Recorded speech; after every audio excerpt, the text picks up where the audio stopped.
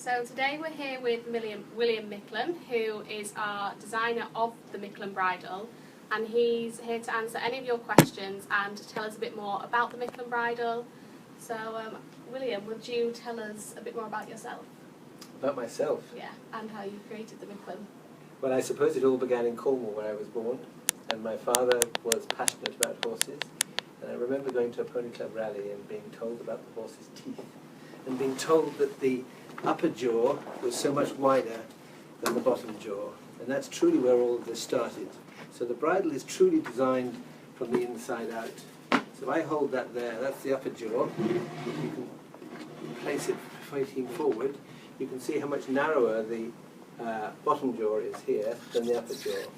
And so I realized that many horses, although it looked like they were very comfortable with beautiful bridles and it was very smooth on the outside, that actually when you get to the inside of the horse, the skull, you realize how much wider the upper jaw teeth are, and therefore how uncomfortable they are with a lot of tight noseband around this area. So that's where it all began, in Cornwall, when I was a little boy at a pony club rally. And so the Micklem Bridle sits in a different position to other nosebands, so like how is that in comparison to, say, a flash noseband or the drop? What effects do they have on the horse's skull? Well, what I was saying about the width of the upper jaw here, it means that the tissue on the inside of the mouth, where my fingers are, gets squashed between the outside edge of the upper jaw teeth and the noseband on the outside. But when you put my bridle on, you will see that even when we do this up, that you actually can get at the front and you can pull out like this, even with the straps are done up. I'm just going to do that for a moment. Even when the straps are done up, you can come here and pull out, and there's no inward pressure on those teeth whatsoever. And then there was the second thing I discovered, which is the flash noseband goes over this point here.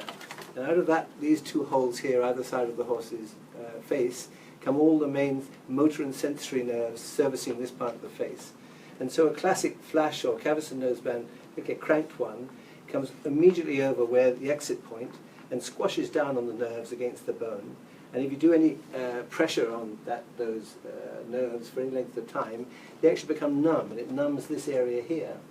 So when you have a horse that's been, for instance, fighting its noseband, you can actually get a pin, and you can prod around here, and there'll be no reaction, because it's gone numb. But with my bridle, that never happens, because those nerves aren't being pressed. Wow, and so we do a number of different Micklem styles. Yes. Would you be able to tell us a bit more about the different styles? Yes, indeed. This one is particularly designed for lunging. And you honestly will not find a better lunge cavesson in the world. Now if I do it down there, you can see how the side pieces, the cheek pieces, sit behind the protruding cheekbone here. And I have a ring down on the nose to lunge from. And people say, well, it'll never stay there, it's too lightweight. But because these side cheek pieces are behind the protruding cheekbone, it doesn't move at all. And I remember always when I was a youngster, and later on when I went training to do high-level dressage, everybody was always struggling to fit a cavesson and a bridle together, and it was always so uncomfortable. That's why a lot of people have stopped using a cavesson altogether. But a lunge cavesson has many advantages. Particularly it means that you can lunge off the ring at the nose here rather than lunging off the bit, which is so much better. So this is not only a fabulous bridle, as everybody has been proving over the years now, but it's also the best lunge cavesson that you will find bar none in the world, because it is the most comfortable. So at a competition, I will actually fit the Micklem bridle, often with a lot of horses and fresh horses. We will lunge the horse, first of all, and then put the rider out just before the dressage test or whatever they're doing, maybe it's a show jumping round, and you don't actually have to change the bridle. You just take the lunge rope off and the rest is done for you. So this is dressage legal, even with the ring on the nose, and obviously it's totally fine for the cross country and for show jumping. In fact, here just you can see of my son using a Micklem multi-bridle with the ring on its nose, and he was on the Irish junior team that went to Poland, and that's on a homebred smart spirit, and it's just a picture that brings me joy every day because the horse is so happy. And you know, at the end of the day, that's what we're talking about. We're talking about happy horses, because if horses are happy, they go better. Riders are happy. That's the bottom line. But so many horses are uncomfortable. Wow. So all your horses use the Micklem bridle then? All the horses use the Micklem bridle. I don't know whether you can see it here. There's a picture of Jackaroo who's my stallion, who is a full brother to High Kingdom, who was third at Rolex recently with Zara Phillips, and was also a full brother of Mandiva, who was the World Breeding Federation Horse of the Year in 2010. Now they did all of their early work in a Micklem Bridle. So all my young horses, they start in the Micklem Bridle. Nothing has anything else. And basically you don't get mouth problems. You know, the invariable, the big problem we have with working young horses is that so many end up having mouth problems. And then as regards dressage, it makes it extremely difficult, and even as regards jumping to a certain extent. So start off in the Micklem Bridle, horses are comfortable, you don't get mouth problems. And when fitting the Micklem Bridle, obviously horses sort of all different head sizes, and we do a variety of sizes for that. How do you kind of know when your bridle's in the right position, especially on the nose, to make sure it's not too low and not too high? Well, being too low is the biggest problem that we face. And if this horse is a little unusual head, I'd have to say he has quite a short nose bone here and cartilage when it goes down to that level. But the vast majority of drop nose bones are fitted like that. Now, again, it looks as though it's comfortable, but when I first started and I went to the veterinary college and I looked at various skulls, I was struck by how often these, and I see whether you can see how narrow they become, how often that they had fractures in them. Rather like the splint bone in the horse's leg gets green stick fractures, this gets a green stick fracture. And to my mind, low drop nose bones should be banned. So we sit above those sensitive nose bones. So it sits about there, which is slightly lower than, you can see here, those are the holes I'm talking about where the nerves come out of. It's slightly lower than a flash would sit, but it is higher where a German drop nose bone sits. So it's in the middle. And the side piece here goes just underneath the protruding cheekbone. Yeah. So how tightly should the noseband be done up? Do you kind of, in a lot of bridles people say you want to be able to get like a couple of fingers through so you know there's room. Is it the same case with the Micklem? This is a very good question, Georgia. It's a point of continual confusion, if you like, only because the way traditional bridles are fitted. And on that point, before I carry on, my children have only known a Micklem bridle, have no problem with this. And there's a whole generation now that have been brought up with just the Micklem bridle and they don't have a problem. But can I take your hand? Yeah, of course. This is how you fit it.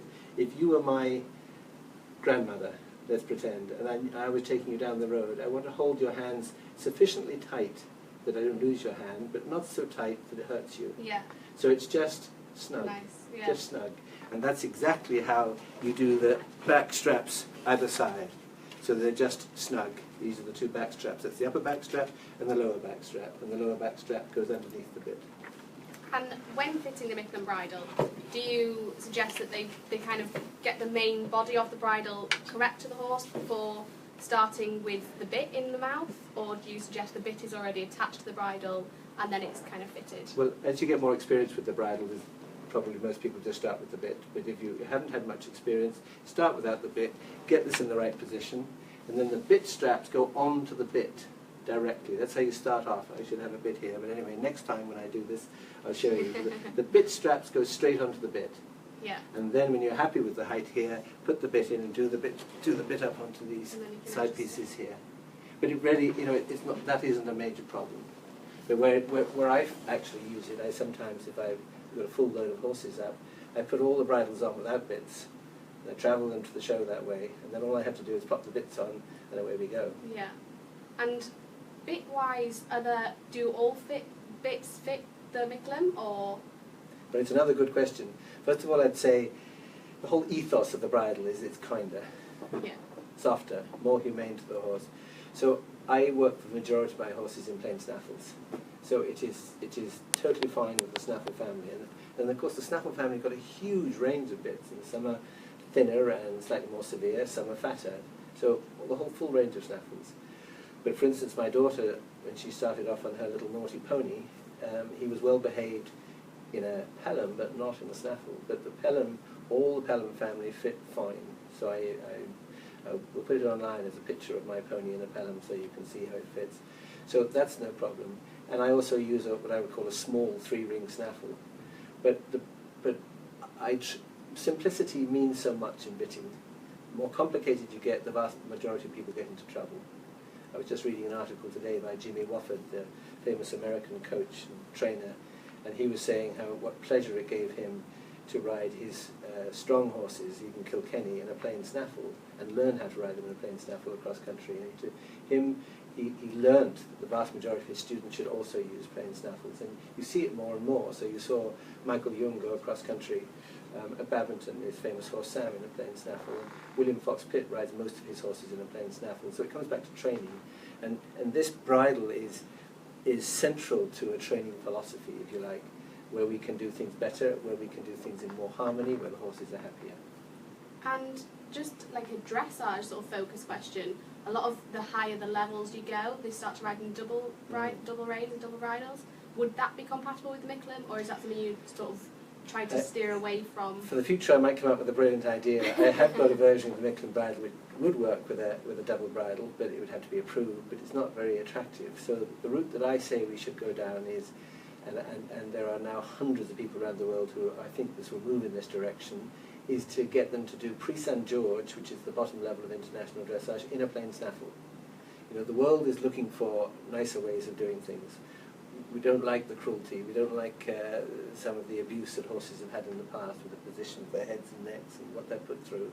So I think that we're moving in the direction of the rules changing, so we can do Prix-St. George in a plain snaffle, therefore in a Micklem bridle, and as soon as that happens, we'll soon be doing Grand Prix and the Olympic dressage in a plain snaffle, and I shall be absolutely thrilled. But I wouldn't be at all surprised, probably not in Tokyo, but 4 years after that at the Olympics, I wouldn't be at all surprised to see horses in plain snaffles at the Olympic level, and that would be very exciting. Yeah, definitely. And sort of authenticity of the bridles. There are a lot of similar bridles out on the market. How can people tell when they've got the genuine one? Well, first of all, we have changed, and I give great credit to Horseware here. Tom McGuinness, who runs Horseware, who owns Horseware, he was brave enough, bold enough to say that the bridle had a chance, even though it was very different. So we broke the mold. But what has happened now is that everybody else is trying to copy. But they don't realize they'll produce things. They will produce bridles which actually end up very similar to a flash. In other words, they come round here and they just lock the jaw tight shut. My jaw doesn't lock the jaw tight shut. So there are cheaper copies which shouldn't be there on the market at all. They don't have the shaping piece inside. They don't have the leather and the long-lasting features of the bridle. And you know, my father used to say that a good saddle should last a lifetime, you know, of whoever had the saddle. I would like to think that a good bridle made out of decent leather will also last a lifetime with somebody who's riding one horse. So what we're getting here is a very, very much a tailored product and a quality product, and it's the little bits and pieces inside that you can't see which maintains its shape, maintains its integrity, which make all the difference. Wow. And sort of what would you say is your favourite bridle within the bridle range? Would it be the multi-bridle because you can use it for lunging as well? Yeah, for me, I do a lot of lunging, so multi-bridle is fantastic. We also use the multi-bridle at Festina Lente. Festina Lente is a wonderful organisation in Bray, County Wicklow, where we help people with all sorts of challenges in life. And some people have very little physical use, some people are blind, some people have never sat on a horse before but want to try it out. And by being able to use the bridle Bitless, they can cope with those sort of riders, and it can be a win-win situation. And then as the riding skills develop, then we can add the bit, or we want to lunge them, because lunging is a very good technique with training riders, then we'll lunge them as well. So all done with the same bridle. So it's not this continual change of tack. And over the hours, over the days, over the weeks and months of the year, that adds up to a considerable amount of time. But also, the horses, again, are comfortable. And if they're comfortable, they're going to do more work. So, with the multi-bridle being able to be done bitless, would you start young horses off bitless? Well, or I don't start my young horses off bitless, but what I do start off is having put the bit in, we have the clips which we can clip the bit to this ring here, so that if the horse suddenly came against the bit, it's not going to squash the tongue against the bars of the mouth. So those little plastic bit clips, they seem very small, but they're a huge advantage for the young horses starting them off, or for a horse that's very sensitive in the mouth. For instance, there was one horse at Badminton which tends to get its horse tongue over the bit, so they use the bit clips as long as possible, no tongue over the bit, And then they took the bit clips off, went and did the test. It survived without getting the tongue over the bit, because it doesn't like the pressure on the bit.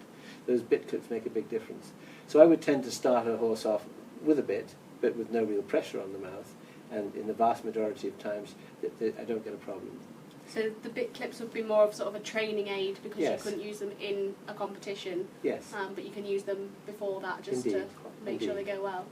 But particularly in the United States of America, where they would tend to ride bitless more often, its worth has been proved. You know, it's a comfortable bitless bridle. It's not what I call a strong bitless bridle, like some of the show jumping models that you get.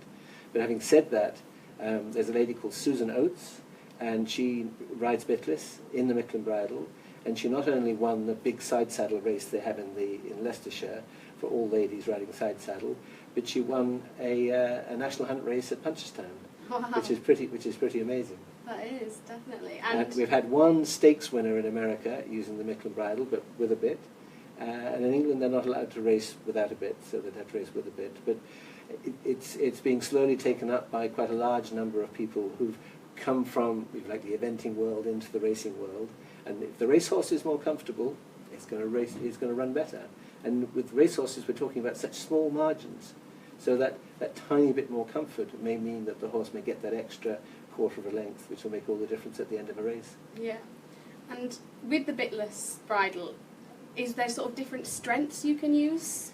Yes, there are a number of different ways of doing the bitless bridle, and we really should have you pictures. So we need to put the pictures up to demonstrate most particularly. But we have a little attachment which runs from here round behind the jaw, and then the reins are attached to it from behind the jaw. So it's a type of bitless bridle which in fact people have been using for generations, but because of where the front nose piece is, it's comfortable. Where they used to use this style of bitless bridle, they used to have the front nose piece. Sorry. They used to have the front nose piece very low. So, but when you have the front piece nose piece that low, and you have, as it were, a strap going all the way around there, and you're tightening on that position, then you're really putting the horse in discomfort. So I don't like that. And then we have in Europe we can do a crossover strap at the back, which comes out at the same place again, which is very comfortable for horses and effective. But we should put some pictures up online so people can see it. Yeah, Some people in America put the bitless bridle on, put the bridle on just like this, and they attach the reins either side here by itself. But what I would say to that is, if your horse has been schooled like that, fine. If you're in a small arena, fine. But I wouldn't go out on a busy road with a very gentle bitless bridle like that, because safety is always the first consideration. So I would never suggest that you just get your horse, put this bridle on, put the reins on here, and that's sufficient. You would have to go through a whole progression. And even then I would be very wary. You know, we have a major problem with modern roads and traffic, and Yeah, it must always be safety first. And why would you suggest people prefer to use bitless instead of a bit? Is it maybe because their horses have a sensitive mouth, or? Yeah, well, the real answer is, it's not so easy to fit a horse with a bridle in it with a bit. And everybody's looking for a magic answer. But the reason why three-ring snaffles are so attractive to many people who are so successful, and the reason why a lot of people use a bitless bridle are these bars of the mouth here. If you put your finger on the bars of the mouth there, you can see that they're very sharp. And when you imagine that the horse's tongue is wider than the bars of the mouth, so the horse's tongue sits over the bars of the mouth like that, and then the bit comes down on top, pressing down, it's very uncomfortable underneath the tongue. So to get out of if you pull hard on the rein, so to get out of the discomfort, they lift the tongue, they put it over the bit. But the trouble is, the bit then presses bare against here, and they're in fact more uncomfortable. But horses being horses, because they're first-time learners, having learned to put the tongue over the bit, they don't associate that they'll be more comfortable putting it back again. So with the horse being uncomfortable in that position, people tend to either use three-ring snaffles, which are like gags. They just put in a bit higher, but it also puts a lot of pressure on the corners of the mouth, or they tend to work bitless. And in America, they can work bitless a lot. But it's not so easy to make a horse comfortable bitless. And the vast majority of bitless work by pressure here and on the side here. They don't mean to do the pressure on the side, but it's the inevitable result of having a soft front end, that there's inward pressure right, left and right, which means that the teeth get damaged as well as the as well as you get soreness inside the mouth. Now I was lucky enough when I first came to Ireland, I rode Boomerang. You're probably not old enough to know who Boomerang was, but Boomerang won more Grand Prix, I think a world record number of Grand Prix with Eddie Micklem, as well as being in the record 3-time winning Aga Khan Cup team, winning the Aga Khan Cup outright. Yeah. Now Boomerang got everybody to use into bitless bridles because he wore a bitless bridle with long side shanks. Some people call it a hackamore. It's not actually a genuine hackamore. But I can tell you without a doubt that, because I was there and I put my hand in his mouth, the damage to his number 3 molars was such that they had broken and disappeared, gone. But Eddie outside of show jumping, Eddie rode him in a double bridle. Eddie rode it in show jumping, but he would take a fair hold there. But there's this inward pressure. And it's that inward pressure which makes some horses go doolally. It's that inward pressure which makes some horses break out of in a sweat as soon as you put it on. So it's not so easy to fit with a bitless bridle. This is a very comfortable bitless bridle, but it wouldn't necessarily be the strongest bitless bridle in the world. So it all comes back to training, but that's where I come in, because if you train your horses well, if you understand your horse, its physiology, and you understand it mentally, then you're going to have more success as a trainer. And with the bitless bridle, what sort of symptoms do horses tend to give if they are uncomfortable? So the riders, obviously we often want to do the best for our horses, but you don't always pick up on those signals that the horses are giving you. Indeed. Well, lifting of the tongue would probably be the first one. And then they would try and tilt their head sideways, like this, to avoid the pressure. And then obviously they try and open their mouth. So the obvious reaction for a lot of riders when they try and open their mouth is just to shut their mouth up. But that doesn't solve the problem. Yeah. So that, the problem is still there. But what I would say is, if you start off with a bit, and you start off with the Micklem bridle, a bit that's comfortable, a plain snaffle, and you go through a normal progression of training, you won't get the sort of problems that most people seem to get when they're, if you like, doing it in a way which is a little uneducated. Wow. So a lot of people are slightly concerned that, especially dressage riders, do their horses appear difficult if they're riding in a Micklem bridle? Is it that they're headstrong and they need something like the Micklem? They're concerned with sort of the appearance of how they might look as a rider. Yeah, again, a very good question. And it relates to what I was saying earlier on about my children only growing up now with the Micklem bridle. To them, the look of it is normal. But to people who use the traditional bridle, yes, it looked very different at the start, and that would put off people. But we've gone through that now. The extraordinary thing is, it's now the top-selling bridle in the world. So, so when I go to riding clubs and pony clubs, and even at Rolex last week, there were 4 horses in the top 10 with Micklem bridles. Now, they weren't using Micklem bridles in Rolex because they're bad horses. They're very good horses. They were in the top 10 of the dressage. And so it's now accepted that it's just a very good bridle. And in fact, the reverse may now be the case, that when a judge sees a cranked-up noseband on a young horse, they may say, they're covering something up. Whereas in a Micklem bridle, we're not covering anything else up. So it's not that they're looking at the contact in the Micklem bridle, they're just... Yeah. So it's this wonderful situation. It's gone full circle. So now here is the bridle that people will use if they want to show the horse is well trained, and people who use the cranked-up noseband, and by God, they crank them up, they're the ones that cause the problem. And I'll just show you this horse here. This horse was a young horse when it died. I don't think it had a cranked-up noseband, but you probably can see a little indentation there. Yeah. Now that indentation happens when a head collar is left on. You have a youngster and you put a head collar on and you can't get to it. And then the head in the field and the head grows. But to a degree, the same thing happens with cranked-up nosebands. And when you go to some high-level competitions and you see the horses in the stables and you see the granulation that there is on the nose, above and below the noseband, that sort of thing is entirely unacceptable. And the great thing is that we're part of a whole vanguard of more humane practices for horses. And that's superb. That's what I want to do. So when you sort of created the Micklem and first started showing it to people and trying to get the word out there, did you meet a lot of sort of criticism and backlash and people weren't supportive of it, or did people sort of welcome the idea of it? Well, there was not a lot of criticism, but probably that's because I'm too frightening. But there wasn't any. There was very little understanding of it, and they thought that I was mad. I think it's a madness step. But it depends on the attitude of mind. I have the book that I wrote, The Complete Horse Riding Manual, which is published by Dorling Kindersley. We actually took the photographs for that in 2002, and I didn't tell the people who were taking the photographs, but I had 3 Micklem bridles with me, and I was very quick at changing the horses over to Micklem bridles. And it was remarkable how all of those people, or the majority of the people who put the Micklem bridle on, instead of being annoyed, they said, my horse is going better.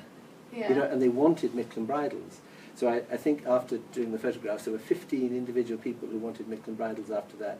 But there are undoubted, and America is wonderful because they're more, whether it's the word open-minded, but they like to find better ways to do things. So they took up the Micklem bridle at a very early stage. The young people, as soon as they saw it, they took up the bridle at an early stage. But there were some more elite riders who would be, you know, slower to change, even though that sounds strange. But I'll tell you one brief story, which I think it shows you how special the man is. Andrew Nicholson has just won badminton on Nerio. And in 2008, I was at Tattersalls, where they had the International Horse Trials, and Andrew was there. And around tea time, I saw Andrew's lorry there, and I had my bridle, so I thought I'll go and show him the bridle. It's all wrapped up in its plastic packaging. Yeah. And I went and knocked on the door of the lorry and opened it, and of course what I'd done is woken Andrew up. And poor man was fast asleep. And he's renowned for not suffering fools gladly, which I actually like. But I thought I'd better go and say hello and goodbye very quickly. And I gave him the bridle in its packaging, and I said, here, I've got a bridle I want you to look at. I think that you'll like it. And I left. And when I was about 150 yards from the lorry, I remembered I left my sunglasses in the lorry. So I thought, oh God, he won't like me at all at this stage. So he's probably trying to get back to sleep. But I went back to the lorry and I knocked on the door and I said, I've left my sunglasses. He said, come in. But I'd only been 150 yards that way and 150 yards that way. He had taken off the packaging, he had put the bridle together, and he was holding it like this. And he said, I like this. And that's why Andrew Nicholson was one of the first people to adopt using the Micklem bridle, and in fact he used it on the horse which he took to Rolex, which he actually won on. And so I was just so thrilled by that. But that shows you the attitude of the man. He's not stopped by tradition from experimenting with new things. You know, we use a lot of good things in this world. But what I say is a good idea has to give way to a better idea. Yeah, definitely. And so that's one sort of top rider that embraces the Micklem and now uses it. What other, is there many dressage, cross-country, show jumpers, what sort of top riders now use the Micklem and train in the Micklem? Well, you're the top Canadian rider, whose name just escaped me. Jessica Phoenix. Jessica Phoenix, the very woman. I was so pleased when I just went to Rolex. She had 3 horses there, and they were all going in a Micklem. And she's either number 1 or number 2 of Canadian riders. And William Fox Pitt, I was so delighted when I went to Lyon d'Angers, where they have the world final of the young horse competition. So he was there with one of his top horses. And as he came out of the dressage arena, wearing a Micklem bridle, I was able to have a big smile. And suddenly the smile got even bigger, because he looked over and saw me and said, William, I want some more of these bridles. So if William Fox Pitt and Andrew Nicholson use them, and Mark Todd uses them, and in show jumping the list is just enormous, including Rodrigo Pessoa, who's just been appointed the new performance director of the Irish show jumping team, which is very exciting. Rodrigo Pessoa of Brazil, and Andrew Bournes, who's based in America in Wellington, top Irish rider. He was one of the first people to adopt the Micklem bridle and has used it extensively. So that sort of thing is so exciting to see riders from every single discipline using them. Richard Davidson actually was part of the original group that assessed the bridle for the FEI, the international body, and to give him great credit, within a short time he came back to me and said, his very words were, this is a more humane alternative. Those were his words. This is a more humane alternative. So he recommended its use and approval by the FEI, and since that time, everybody else has been saying, well, what are we going to do now, because our bridles are outdated. Yeah, so this is something you almost would feel would enhance the competition horses. Absolutely, no question. Time. But it has to be fitted right, and one problem, it must get, this bit here must get below the protruding cheekbone. So this measurement here, from that bottom of that protruding cheekbone to this one, is important. It's no good if it sits over there. It has to sit here. So on some horses there may be a little difficulty, because we get all different shapes and sizes, But we now have strap extensions, which means that you can fit the horses with bigger jaws. This horse has got a very big jaw, and the quarter horse type horses and some of the Welsh ponies and things like that may need the strap extension. But generally speaking, it's a very flexible bridle, and most people who have trouble fitting it are trying to fit it too low. And so obviously when you bring the front nose piece down here, this strap appears to be too long, and that strap sometimes appears too long or too short. You can go both ways. So that's Carrie's question. She has a warm blood who's a short head but deep cheek, so she's almost needs some cheek extension straps. She needs some straps, so and they're very neat. They're very quick to do, and it's a better way to do that rather than trying to get a sort of made-to-measure bridle. So that is just something she can email in to arrange. Definitely. That's right. So we've kind of spoken about it being approved. So Jacob's just wondering if it's definitely BD and BE approved. 100%. In the FEI rule book, the picture they have is actually the one with the ring on the nose. In other words, the multi-bridle. It was before that you couldn't have metal on the nose in a dressage bridle, but this was approved. And the picture in the FEI rules is that way. British dressage, American dressage. In fact, I know of no country in the world where it's not approved, apart from, confusingly, in Australia for pony club games. They don't allow it, but I think they'll change pretty soon. And we also have a question from Anne, who's saying, due to some allergies, she uses a non-set in the spring and summer, because if she loosens a strap on the Micklem, the horse seems to shake it off the head. She uses a what, did you say? A non-set. A nose net. Oh, a nose net. A nose net. I've seen people use nose nets without a problem. I mean, for a horse that has an allergy, a nose net is a very normal thing to do. So what she could always do is to email in to Horseware and pass on it with a photograph, and I'll have a look at what's happening and see if I can make any helpful suggestions. Perfect. And just we do sort of regular Micklem bridle, and we do the English leather. Yes. What is the difference between the two? Well, leather is as I said, is absolutely wonderful, absolutely wonderful. But there is some leather which is called Sedgwick leather, which is absolutely top of the range. So we make some bridles out of the top of the range leather, and we make some bridles out of very good leather, which is just underneath that. To be honest, it's to a degree it's a fashion. Some people like the particular feel that type of leather gives. As regards the longevity of the bridle, it won't make any difference. But leather is, saddlers will tell you it's living. So if you ill-treat leather, if you let it dry up or you let it get very wet for a long period of time, it's a problem. I mean, I give a tack cleaning demonstration, and I will put a pot of boiling water as I give my demonstration, which only lasts 12 minutes. I put a pot of boiling water there, and I put leather in it. And I put the other leather in ice cubes for that length of time. And the leather that's in the boiling water, you can pull it like rubber. And the one that's been frozen, you can break it, because it just becomes sort of rigid, like a stick which you can break. So any leather product you need to look after. That's very important. And so some people have problems with a bridle that breaks, but it's often because they haven't looked after the bridle. Okay, and I know we did mention sort of about the bit straps and fitting the bit earlier, but Laura actually has a question regarding if you could use, because the bridle comes with 2 sets of bit straps, and if she can double up on each side of the bridle with the bit straps. Well, she could indeed if she had a particular reason. I'm trying to fight to think about that reason at the moment. Maybe it's to keep the ring a little stiller.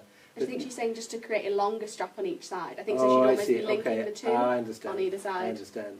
It should be with the long strap and the shorter strap. It should cover all normal bits. But if she has if she has this very high, and she has a bit with a very small ring, it is possible that she would need either a custom-made strap, or she could double up. And doubling up, as I think about it now, it could be done very neatly and nobody would notice. So yes. And so give that person a red rosette. But we do actually have, so the bit straps that they get with the bridle are in two sizes. Two sets of bit straps, one longer, one shorter. Now, I have never had a problem with the length of the bit strap, so often I think it's a fitting problem if people have, or if they have tiny, tiny, tiny rings at the side. Personally, I would like a bigger ring for my bit, so that there's a little bit of a support and turning effect, as in a D snaffle or an Egbert snaffle or something like that. So and I also use Pelhams, which you need the longer strap for. So I haven't had a problem. Equally, if there is a problem, again, people should contact us, so we should be able to get, in a period of time, a bigger variety of bit straps. Perfect. And a few people have just been asking if they can buy sort of separate parts of the Micklem, like longer bit straps or maybe like bigger. Certainly, bit straps should be available from your saddler, and in the fullness of time, we're going to bring out a range of brow bands, and there's going to be, we already have the dressage bridle, and there's going to be a bigger variation there. So we'd like to be able to the customers to be able to personalise the bridles more in their own colours and things like that. So I think that's an exciting development. We're also going to make a bridle suitable for driving, as in carriage driving, because a lot of people would like to use it in carriage driving. So it's the sort of bridle that can be used for absolutely any activity. And have you had sort of many Western riders ever sort of start to think about the Micklem now? Yes, Western riding, as you know, is huge, absolutely huge. The style of bridles they use, by and large, is probably slightly stronger than we would use in English riding. Yeah. And so it's not that compatible for that reason. But if you are the type of trainer who wants lightness, and if you're the type of trainer who wants an easier bridle to start off bitless in particular, then this bridle will really work. So I have seen in California some people using the Micklem bridle. It's in its early stages of being taken up. But again, I think, as I said, the whole world, all horse activities are moving in the direction of, no, we're not going to allow bridles that use nerve points. You're not allowed bridles to use nerve points, pressure points. We're not going to use bridles which in a very solid way absolutely squash the horse's head. And again, a lot of bridles look particularly harmless, and you don't realise how much pressure they're putting on. There are some bridles and nosebands, they even sell them at horse sales, and certainly you have it in Western riding as well, where the bridle looks nice and big and loose, but in fact it's made of metal. All these side parts here are metal on a fixed point here. So again, you have this inward pressure here, and of course we know that the horse is sensitive there, and of course he doesn't want to argue with that too much. Is it the right way to train horses? No. And so we've actually just had a few lovely comments from people just saying how much they love the bridle and how much of a massive difference it's been making to their horses, which is lovely to hear. That's the nicest part of what has happened to me with the Bitless bridle. And I had well, actually not now, so recently, about 2 years ago now, an 84-year-old lady wrote to me and said that her life was misery because her family had stopped her riding. And her horse was a little bit flighty and headstrong and throwing its head around. She tried it with the Micklem bridle. Immediately it was more comfortable, stopped throwing its head around, so she was able to keep riding. And it's that type of individual story, which I know is a long way from the competition world, but that doesn't matter. Yeah, it helps them enjoy their riding more. Yeah, definitely. And sort of how do you take care of the bridle to keep its longevity, really? What's your suggestions on leather care for it? You're looking at me as a man, looking at my tack cleaning. I was never the best at tack cleaning, but you mustn't stand in the tack room in the freezing weather. It mustn't. It needs to have an environment that it would be comfortable with, and that would be the same sort of environment that an animal would be comfortable with. Not too wet, not too cold, not too hot. If it stays in any one particular extreme condition for any length of time, it's bound to deteriorate if it dries out. So we're bringing out some saddle care products, but you want to make sure that it's not. You don't go and want to put. Some people spray their bridles with a sort of permanent coating. But the trouble is, it stops the leather breathing and it dries out underneath. So you want to use the sort of product that you would use on any good pair of shoes and things like that. And as I said, we're just about to bring out some products which we're going to sell specifically for the leather care that have been well researched and experimented with, so they do the job. Perfect. And I think just the final question would be sort of what makes you love the bridle so much? What pleases you mostly about the bridle?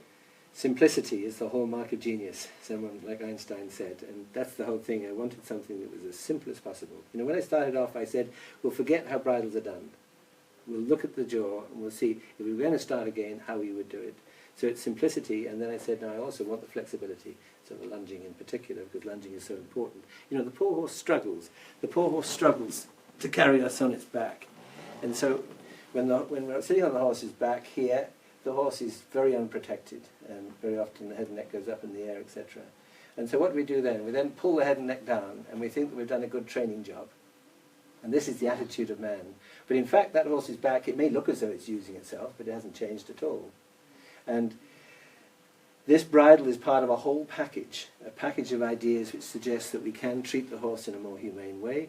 We can help riders to get them to use, the horses to use their backs. If they get them to use their backs, then they're going to carry the rider better, and again, they're going to be happy, or happier. And use the word happy, happier many times, but it is a key thing. We're trying to produce a happy athlete, and you can't produce a happy athlete if you do it with brutality. So this, thankfully, we avoid all the brutality, and it can put a big smile on my face, and hopefully it'll put a smile on the horse's face as well. Definitely. Well, it's a big thank you for coming in today, and if people have any more questions, they can just email us or Facebook message us, and we'll be able to get William Micklem to answer them for them. Let's do this again. Yes, definitely. Thank you very much. Thank you, Georgia.